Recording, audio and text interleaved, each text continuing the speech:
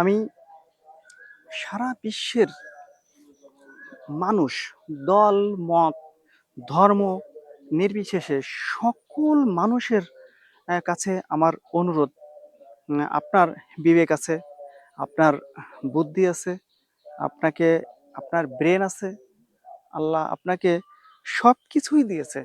আপনার এই বিবেক দিয়ে আপনি বিচার বিশ্লেষণ করবেন। যদি কেউ ন্যায় ন্যায়ের পথে থাকে, সংখ্যায় যদি সে একজনও হয়, তাহলে ওই একজনের পক্ষে থাকতে হবে। আর যদি সেটা অন্যায় হয়, সেটা যদি সংখ্যায় তারা সারা বিশ্ব হয়, তারপরেও তাদের সাথে থাকা যাবে না, যেহেতু সে অন্যায় করছে, অন্যায়ের সামিল হওয়া যাবে না, আর ন্যায়ের পক্ষে থাকতে হবে। আপনি এই এই যে যুদ্ধটা সংঘটিত হচ্ছে, আপনি শুরু থেকে এই পর্যন্ত বিচার বিশ্লেষণ করে দেখবেন, সব নিউজ দেখবেন, দেখে আপনার কি মনে হবে কারা অন্যায় করছে, কারা ন্যায়ের পথে আছে, কারা অন্যায়ের পথে আছে।